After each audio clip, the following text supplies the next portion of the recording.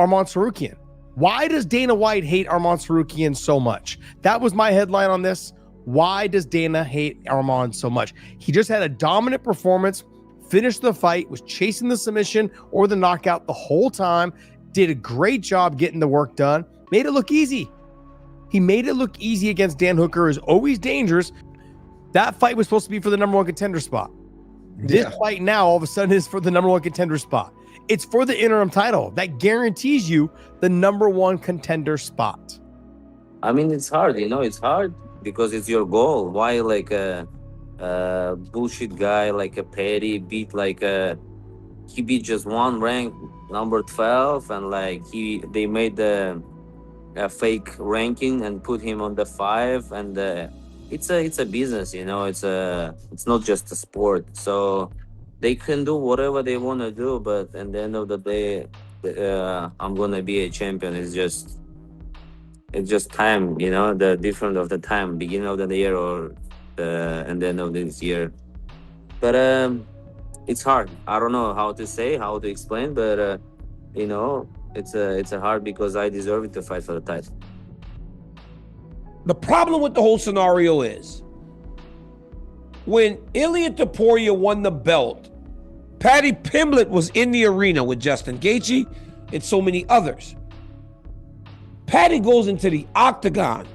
Now, everybody gets this visual of Paddy and Ilia, when in reality, I don't know that Paddy, and he's great, has a resume that has earned him that title fight over Arman Tsarukyan, because now Arman has beaten Beneil Dariush, Charles Oliveira, and Dan Hooker. Paddy hasn't lost, but Paddy beat Michael Chandler. So the resume doesn't match. But again, the visual of them in the octagon feels like that was a number one contender. Arman wasn't there. And I knew he had something coming up because last week when I saw him in Qatar, the man was playing paddle, right? Like a paddler, bro. He had his shirt off in the sun. He was glistening. He had the six-pack. He looked great. We all call him Paddy the Fatty, right? Well, he isn't fat right now. The man looked to be in the best shape of his life. And he didn't even have a fight announced, okay? Obviously, he knows he's fighting in about 6 weeks, 6 or 7 weeks, whatever it is. So the man's ready, right? And he could be an interim champion of the world. Now, we know an interim champion basically means the number one contender. But if Paddy can pull it off, unbelievable. That'll be 4 champs, 2 interims and 2 legit, well, 3 legit now with Tom being promoted from the UK that have become champions. Because if you fans don't know, fighting for an interim title is treated the same as an official title. Maybe not to the public, the media, the masses who don't actually understand what it does on the back end for your contract, but you get the same perks and accolades as the actual champion. So there's no discrepancy between the two for me. It's just the fan perspective of, did you beat the best guy to become the actual champ? And sometimes that champ injury defaults out. I guess case in point would be the situation where Renan Barão became the official champ when Dominic Cruz was out for about 3.5 years. It's a business to build Paddy and make him easy fights, but I hope Justin gonna beat his ass, kick his ass, and we're gonna forget about Paddy all our life. They gave him easier because they know he's gonna lose to Ilia. Better to do interim title and make something a bigger than, because if he has no title, he's fighting for the title. He's not that big, but when he gonna be, I hope he's not gonna be a champion, but UFC think he's gonna be a champion and he's gonna fight for the real belt with Ilia. That time he's gonna be superstar and they can sell more pay-per-views or whatever they do. And the real fighters like me just watching and waiting our time, They know I could beat everybody. That's why they didn't give me title fight. Paddy, for me, it's a easy work. Justin, it's a easy work. Ilia, easy work. It was a hard work, Islam, but he left. So nobody on my level on this division right now. And as many times as we've seen the UFC put interim titles into fights, it's not something that they like to do. They would rather have fights be for the undisputed title, but when a champion has to take a step back, and I'm sure whatever the matter is, it's very serious. So for them to put an interim title on this fight means, you know, Ilya's going to be out for a significant amount of time. That rightfully makes these guys the interim champions. This makes them the undisputed #1 contender when Ilia Topuria comes back. Now, that makes me feel really bad for Arman Tsarukyan, because Arman Tsarukyan, just in Qatar, the last event, put on an incredible performance, a masterclass against Dan Hooker, and to me, cemented himself as the #1 contender. So before this tweet comes out with Ilia, before the news of UFC 324 comes out, I'm assuming and I'm hoping that Arman's the next guy, because he just reestablished himself and reminded everybody why he is the #1 contender. What I thought the agreement was for Tsarukyan versus Hooker is the winner becomes the #1 contender. Okay, I know that commonly makes you believe that the next time a title is contested, they have to be part of it, but what it actually means is the next time they contest something, it will be for the title. So I don't believe that Tsarukyan is even by definition in a position to be screwed until he fights again, and it's then not for a title. And stay with me, guys, it would also appear, you know, when Tsarukyan beat Hooker, even though that was a week ago, even though that was 10 days ago, he did believe that #1 contendership was not just for a UFC title, that it was for a undisputed UFC title. And his next fight still may be. He also thought, at least the time 10 days ago when he beat Hooker, that his title opportunity would be against Topuria. And it still may be.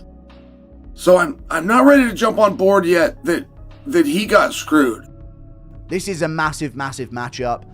Ton of hype on the line, but I do want to mention, Pimblett has floated up to #5 in the rankings. Magically. Scouse magic, dude. Scouse magic. Don't ask for that on a street corner in Liverpool, by the way, but this is some Scouse magic. Okay?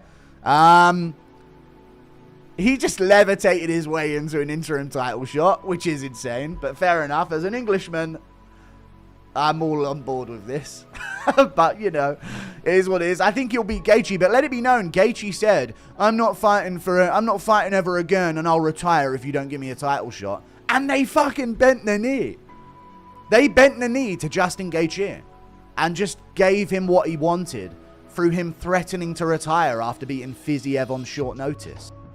And for Justin Gaethje, this is the final go. This is the final crack of the whip. The man's had 2 title fights in the past, Charles Oliveira to Khabib Nurmagomedov, and now he gets to go up against Paddy Pimblett. Now, talking about the matchup, of course, it is an easier fight for Justin than what it is against Khabib Nurmagomedov, one of the greatest of all time. Islam Makhachev, the current pound for pound, and according to many people, a man that is surpassing Khabib Nurmagomedov, right? So in that regard, it is an easier matchup. Will Paddy be able to take him down? Will he dance around the octagon? Yes, he will. Will he try and replicate the game plan of Max Holloway? Of course he will. Who wouldn't try and do that? You aren't going to stand and go toe-to-toe with Justin Gaethje, because the man does have knockout power. But underestimate Paddy at your peril.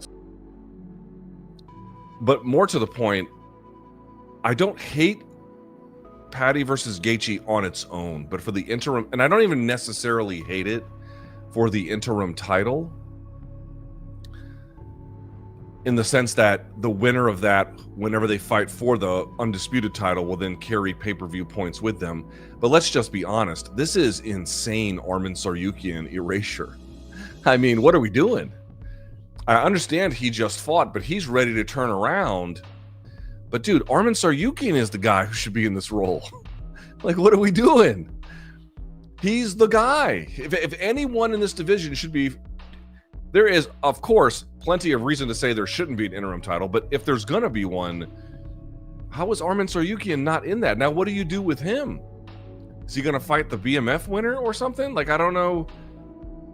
I like the idea that we're keeping him in mind. I like the idea that Tsarukyan is speaking up for himself and even saying, hey, that #1 contendership, you guys might not know this part. He said, hey, you know that #1 contendership? Yeah, I'd still like to use that golden ticket. But now I want to fight Max for the BMF belt. You've got my attention, Tsarukyan. You got my my vote, and we will help you to bang that drum if that is the direction that you want to go. I thought Max was tied up, and so was the BMF opposite Charles Oliveira. That's what I thought. But I get Sarukian's point. We will keep that in mind. I also don't hate like this little plot line brewing in the background. I don't hate it. Let's say Arman, who just beat the hell out of Dan Hooker, Arman just got passed up for this title shot. Now there are people advocating for Arman. There's an entire fan base out there saying this is nonsense. It should be Arman. Where 6 months ago, those same people were like, Arman sucks, Arman's boring, Arman doesn't. And now it just flipped like that. It flipped on its head. Now Arman all of a sudden has a fan base. He has people rooting for him, people saying he should be in this fight. So this actually might be a good thing for Arman's career. Literally might be a good thing. Gaethje said publicly, I ain't fighting again unless I'm fighting for the title. Well, this is a way of getting Gaethje back in action. Everybody wants to see Justin Gaethje fight. This is a way of getting him back in action. Then, if Gaethje is successful against Paddy Pimblett, who doesn't want to see Justin Gaethje versus Ilia Topuria? I think a lot of people will want to see that, especially coming off the back of a great win against Rafael Fiziev. He's back in the mix, is Justin Gaethje. And if Paddy Pimblett pulls this off and beats Justin Gaethje, he's undeniable. You cannot deny him his shot against Ilia Topuria. And that just might be the biggest fight in the UFC.